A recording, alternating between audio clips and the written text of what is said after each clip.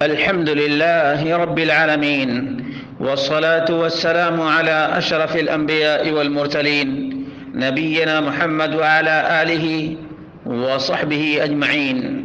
برادران اسلام، دینی اور ملی بھائیوں، دوستوں اور ساتھیوں، اللہ رب العالمین کی حکمتوں میں سے ہے موسم کی تبدیلی، کبھی ٹھنڈی، کبھی گرمی، کبھی قحط سالی، کبھی بارش، کبھی دن اور رات چھوٹے تو کبھی بڑے۔ یقلب اللہ اللیل والنہار ان فی ذلک لعبرۃ لأولی الابصار۔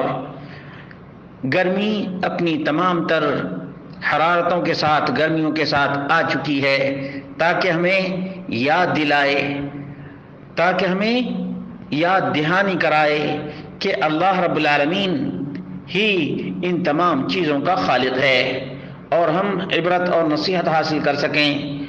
اور اللہ رب العالمین کے بارے میں وفی کل شیء لہ آیۃ تدل علی انہ واحد، کہ وہ اللہ رب العالمین اکیلا ہی کائنات کا چلانے والا ہے۔ گرمی کے موسم میں بندوں کی بہت سی مصلحتیں ہیں۔ علامہ ابن القیم کہتے ہیں کہ جب ہوا گرم ہوتی ہے تو پھل پکتے ہیں اور انسان کے جسم سے زائد چیزیں خارج ہو جاتی ہیں۔ اسی طرح سے گرمی میں اللہ رب العالمین کی نعمت جو سایہ ہیں اور کپڑے اور یہ اے سی، پنکھے وغیرہ، یہ سب اللہ رب العالمین کی نشانیاں ہیں۔ اور گرمی کی شدت مصیبت بھی ہے، بلا بھی ہے اور مشقت بھی ہے۔ اور مصیبت کی منافست یا مقابلہ آرائی صبر کے ذریعے سے اور احتساب کے ذریعے سے کیا جا سکتا ہے، اور اسباب کو اختیار کیا جا سکتا ہے۔ اور جب اللہ کے رسول صلی اللہ علیہ وسلم غزوہ تبوک کے لیے نکلے، بہت شدید گرمی تھی اور بہت دور کا سفر تھا۔ منافقوں نے کہا کہ اے لوگو، مت جاؤ اس گرمی میں، وقالوا لا تنفروا فی الحر۔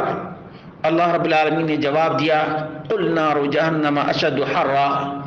مومنوں، یہ بات اچھی طرح یاد رکھو کہ مسجد سے ٹھنڈی ہو چاہے گرمی ہو، مومنوں کو لگاؤ ہوتا ہے، اور مسجد آتے جاتے اگرچہ سورج کی گرمی اور تپش جھلساتی ہے، اس کے باوجود مومن یبتغون من فضل اللہ وَيَرْجُونَ رَحْمَتَهُ وَيَخَافُونَ عَذَابَهُ کا پیکر بن جاتا ہے۔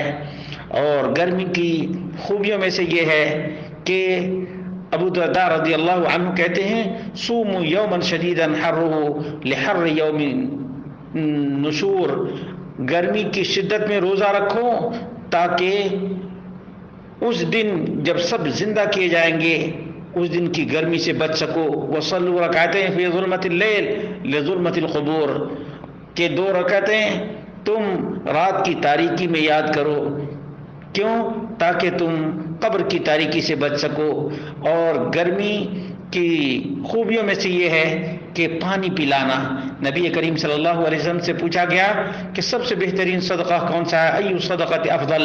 نبی کریم صلی اللہ علیہ وسلم نے فرمایا، سقی الماء، پانی پلانا۔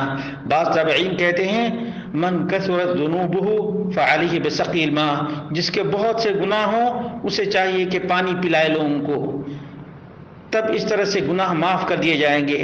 اور یہ گرمی آ گئی ہے تاکہ جہنم کی گرمی کو یاد دلا سکے۔ نبی کریم صلی اللہ علیہ وسلم نے فرمایا، اشتکت النار الی ربها فقالت یا رب اکل بعضی بعضا فاذن لها بنفسین، نفس فی الشتاء ونفس فی الصیف فهو اشد ما تجدون من الحر واشد ما تجدون من الزمہریر، کہ اللہ رب العالمین سے جہنم کی آگ نے شکایت کی کہ ہمارا بعض کا حصہ بعض کو کھا رہا ہے، تو اللہ رب العالمین نے 2 سانس لینے کے لیے کہا، ایک شدید ترین سردی میں اور ایک شدید ترین گرمی میں۔ اور جب پسینہ تم سے نکلے میرے بھائیو تو یاد رکھو سورج قیامت کے دن بالکل مخلوق سے قریب ہو جائے گا، یہاں تک کہ مقدار میل کے برابر ہوگا۔ تو تمام کے تمام لوگ اپنے اعمال کے بدولت عرق میں رہیں گے۔ ابن عبد البر کہتے ہیں کہ جو شخص اللہ رب العالمین کے عرش کے سائے میں ہوگا، اس دن جب کوئی سایہ نہیں ہوگا، یہ موقف نجات والا موقف ہوگا۔ اور جب یاد رکھو پانی سے غسل کرتے ہو تو یاد رکھو کہ توبہ کا غسل کرو، یحب التوابین و یحب المتطہرین۔ اس طرح سے اللہ رب العالمین ہم سب کو جب تک دنیا میں رکھے اپنی نعمتوں کی قدردانی کرنے کی توفیق عطا فرمائے۔ اور جب آدمی پریشان ہوتا ہے اور بھاگتا ہے دنیا کی گرمی سے، تو ہمیں کیا آخرت میں گرمی سے نجات کے لیے فکر نہیں کرنی چاہیے؟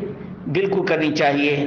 اور جب ٹھنڈا پانی پیتے ہو میرے بھائی تو یاد رکھو کہ اہل جہنم کیا تلاش کریں گے، کیا مانگیں گے، کہیں گے ان افیضوا علینا من الماء او مما رزقکم اللہ، ذرا پانی پلا دو، ذرا کھانا دے دو، جہنمی لوگ کہیں گے۔ اس لیے میرے بھائیو دنیا میں آخرت کی تیاری کر لو تاکہ آخرت میں اسی طرح سے نجات پاؤ جس طرح سے دنیا میں سامان اور اسباب اختیار کر کے گرمی سے نجات پاتے ہو۔ اللہ رب العالمین سے دعا کرتے ہیں اللہ رب العالمین ہم سب کو جہنم کی آگ سے بچائے، جہنم کی گرمی سے بچائے اور ہم سب کو جنت نصیب فرمائے۔